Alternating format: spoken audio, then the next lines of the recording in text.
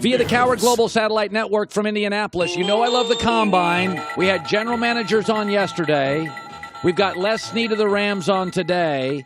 Okay, so I know you can't talk until March 14th about a certain player from another team, so I don't want to get you in trouble. But I'm gonna phrase it less like this. Certain players, college and pro, have red flags, and certain GMs react differently to red flags. I asked Steve Keim this yesterday.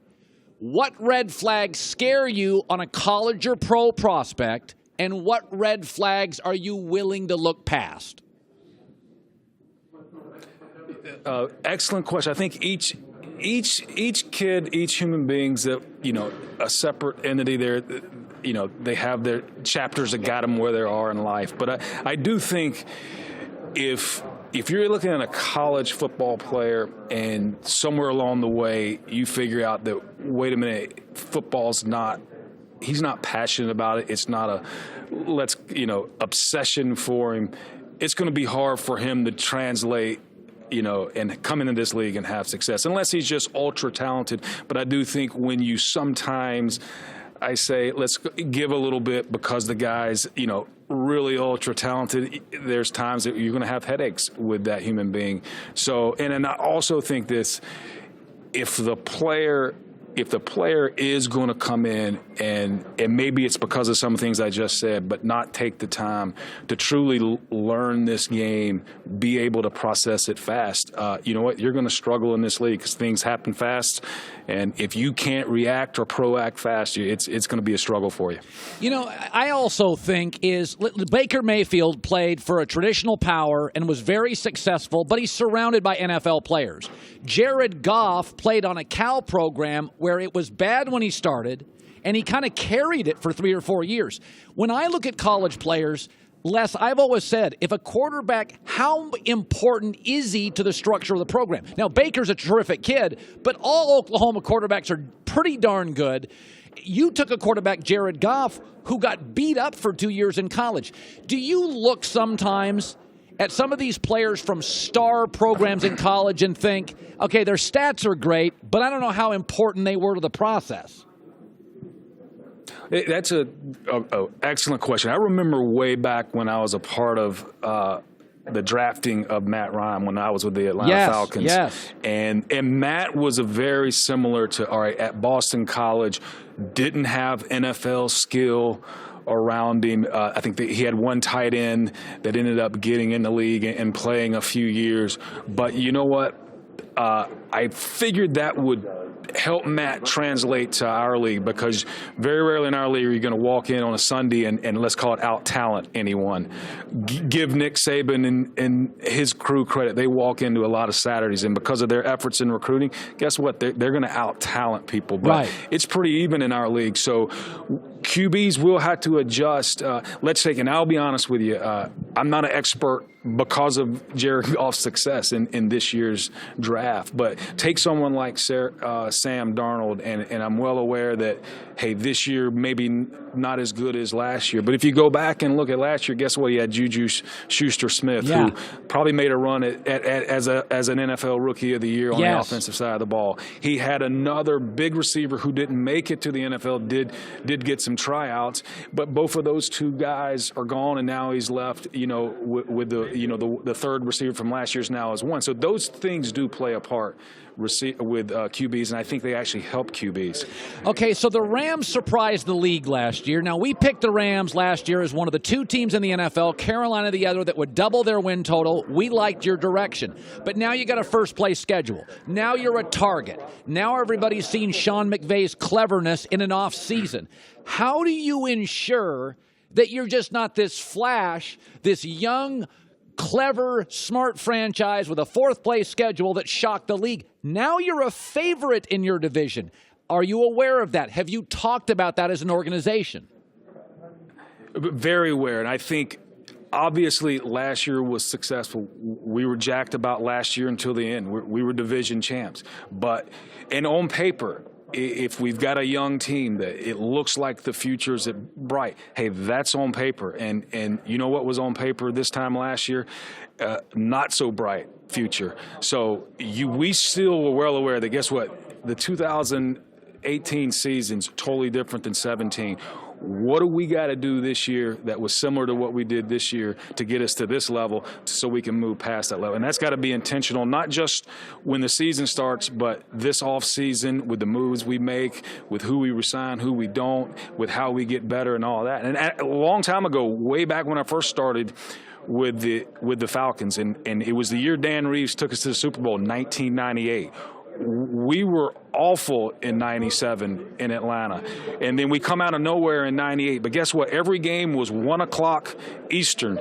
And I remember Dan saying after going to that Super Bowl, even though we lost to the Broncos, you know what? Next year is going to be different. Schedule is going to be tougher. Guess what? More prime time games. So now you're not in a rhythm. You gotta think about things of how you play on Sunday night late and then travel back and recover for the week. So there's so many different variables that you're talking about that you got to be intentional about. By the way, Jimmy Garoppolo is now in your division. Do you draft? I was talking to, Steve Keim now has to face your team, Goff and Garoppolo and Russell Wilson. And I asked, Steve, do you want pass rushers?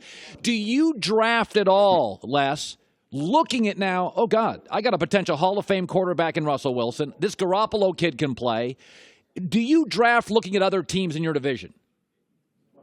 I think it's interesting. I would rather you not give Steve advice, and pass rushers is good advice. So, he's a competitor, but really likes Steve. But we could keep the advice away. But okay. I don't think you necessarily. But I'll go back. You'll have to give me a piece of advice just to make it up. But I don't know if you necessarily draft or change your team to beat others, because you got to create, your coaching staff's got to have their own identity to be successful and consistently week in and week out. Now, what you can do, whether it's drafting or acquiring a piece of the puzzle to help you, is maybe help defend a certain player or a certain scheme from the other team. But from the big picture standpoint, I think all good teams, you know what, I think Bill Belichick has his blueprint, and he acquires players to fit that blueprint. And, yes, he will do things probably to take some other teams' weapons away, but I think he has his plan. He drafts for that plan. Hey, I'm going to ask you a question. You may not like it or want to answer it, but if you have a quarterback, you're set. You don't have to worry about it. You're one of the lucky GMs in the league. Okay, there's about 10 of these guys in the NFL that would die to be Les Snead, because you got players, you got a great defensive line, you got the right coach, you got the right quarterback. If you had the it's Colin. What? A year ago, they would have not died to be Les Snead. I can tell you that. That is true. You were almost dead a year ago. Okay, here we go. You have the number 1 pick today, and you needed a quarterback. Could you tell me who you would take of all the college guys? I really couldn't, and I've joked about it this week, and there's some seriousness to it. Who you shouldn't ask about this year's quarterbacks are all the general managers that you categorized myself as in is not needing a QB, and all the agents who don't represent one of those QBs. Don't ask any of those guys, because, and I say that in that when we did the Jared Goff move, it's almost as a general manager, you have to sit down with your scouting staff and say, okay, look, hey, you two come with me. We're going to go try to figure out this QB thing, because it takes so much time to really dive in to try to figure out, hey, are those guys going to be able to, perform, have success at this demanding job? And you give your other scouts, say, y'all go figure out the rest of the draft, because you just don't have enough time. That's why I can't really answer that question. So let me ask you this, though. When you drafted Jared Goff, how deep did you go on Jared the kid? Not the film, not the stats, not on Jared the human, the kid off the field. How deep did you go? Extremely deep, because if we, and at that point, I'll tell you this, if the combine ended on Tuesday that year, we actually made our first visit to North Dakota and to Berkeley less than a week after the combine. So the weekend after the combine ended, we were in North Dakota, we were in Berkeley, beginning our work. Now, at that time, we had to figure out, hey, do we like one of these QBs? And, oh, by the way, if we do like one of these, if we think one of these QBs is going to be our answer, then now we got to go move up and get him. So we started acting fast. But if you're even in anybody's discussion of whether they should be drafted at number 1 or 4 or first round for a QB, guess what? All these guys have a certain level. They're above the Mendoza line in talent. Now I think what is going to help those guys reach their potential, exceed their potential, be successful is, hey, the human being, the person, and that's what you really got to go dive into. Well, it looks like Goff and Wentz are both great dudes, and the Eagles and your Rams are going to be successful for a long time. Les Snead's got the powerful Herd microphone in his hand. You know what? You put that thing in your hand, you look more powerful. That Herd microphone changes everything. It's the Herd brand, right? Yeah, the Herd brand. It has nothing to do with me. Now, so where's you got to give me a little bit of advice to beat the Cardinals now. Well, we'll talk about that later. Maybe if you take me out to a nice restaurant, maybe I'll give you something. Maybe I will. We'll do that. All right, that's on you. We'll do that. And then we'll come back March 14th and talk about something else. Oh, yes, you will. Les Snead, good talking to you. Thanks for watching. Subscribe here to get the latest from the show. Also, be sure to check out more of the best clips from The Herd or go watch a few segments from our other shows on FS1.